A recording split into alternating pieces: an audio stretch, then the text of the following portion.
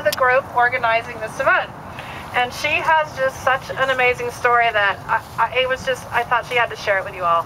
And so she's going to come up and share her story with you, and please welcome her.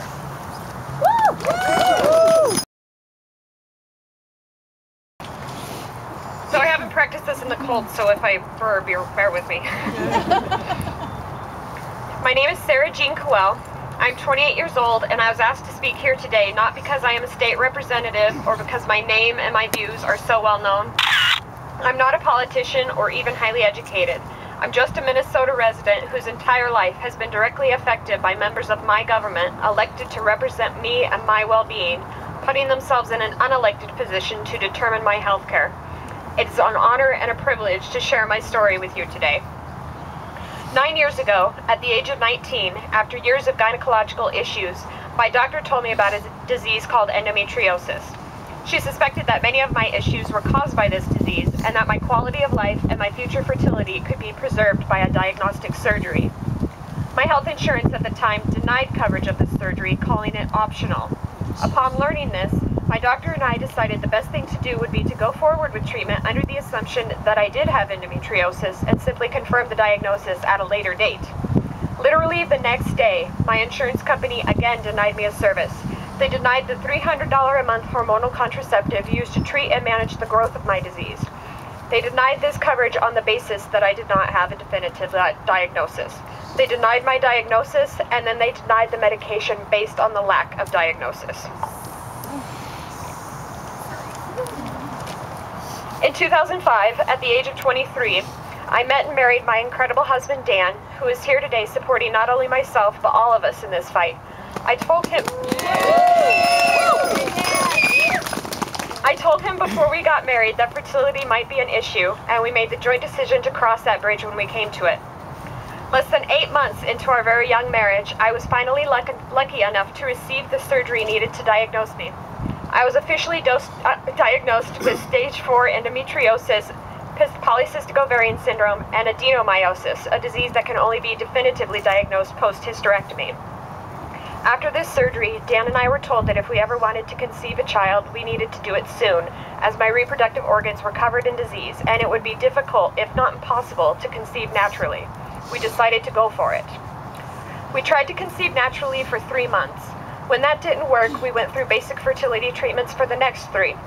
At this point, the pain from the endometriosis was so out of control that my team of doctors, my husband, and myself decided to take a break and try and get me out of pain.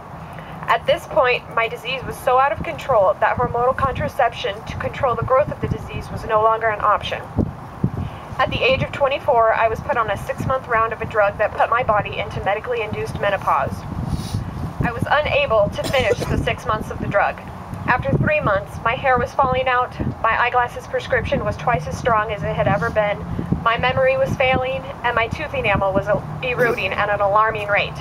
I could go on and on about the dangerous and unlisted side effects of this drug, but that would be a speech for another day and another rally. Needless to say, I stopped this course of treatment.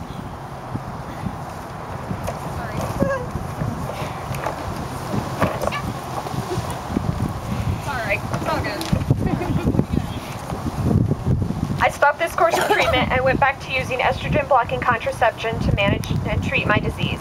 On a side note, my insurance company would not cover the contraception at a few $100s a month. However, they would cover the cost of the $1,800 a month drug that caused me to need dentures before the age of 30. My endometriosis had gone so poorly treated for so long due to my insurance denying me coverage of a needed medication that I was finally forced to try the most radical, last resort treatment, a complete hysterectomy. I was 2 weeks past my birthday when a team of surgeons took my uterus, my ovaries, my fallopian tubes, and my cervix. I was 26 years old. My husband was 25, and we had been married a little over 2 years, and in the course of a 2-hour surgery, every chance we had of biological life beyond our own was gone. I do not tell my story for pity. I tell my story because it's the same as thousands of other young women out there who are facing impossible choices over their health care, and in many cases, the government and insurance companies are making these choices for them. I personally needed contraception not to prevent pregnancy or so I could run around and have sex with dozens of men. And even if that were the case, whose business is it? I needed it to ensure that I could have the biological right to be a mother. That right was stolen from me, and I will fight tooth and nail until not one other woman has to fight for the right to use a medication recommended by her doctor and not by her representative, regardless of the need.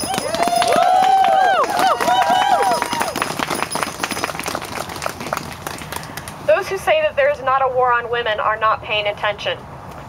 To deny a woman a needed medication, whether used to plan her family on her time or used to treat and manage a disease, is wrong. To base that denial on religious implications in a country with freedom of religion does not protect an employer's religious freedoms. It infringes on my right to freedom from religion afforded to me by the United States Constitution. There are those who say that access to contraceptives is not a basic right, and I beg to differ. In my case, and in the case of thousands of other women, to deny a needed medication could very well infringe on what those who founded this country saw as the inalienable right to life. Women die from ovarian cysts. People die from the heart-wrenching depression caused by being sick and in constant and agonizing pain. People who are sick and pursuing help for this sickness and being denied help, how is that denial not taking away their pursuit of happiness? I guarantee you that even politicians are sad and lonely and depressed when they are sick. Explain to me how a denial of health care isn't denying my basic human right. We are here today to say enough. We will no longer stand idly by while our representatives pretend to have a say over our bodies. The GOP has put up the arms of injustice, but they seem to forget who they're fighting against: women. We pay attention, we will not be silenced, and we do have the right to vote, thanks to our mothers and grandmothers fighting for what was right. And I can assure those who are running in November, we never forget.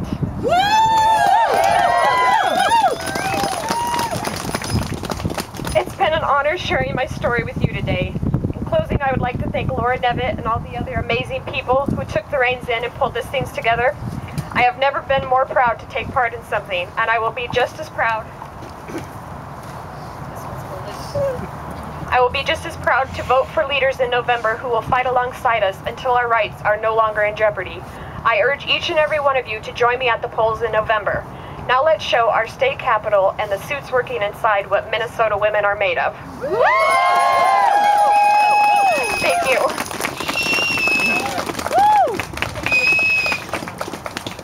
Give her some love, ladies and gentlemen. I see a future activist in our midst here, a future leader who's going to lead us down this road and fight to make sure we have our rights.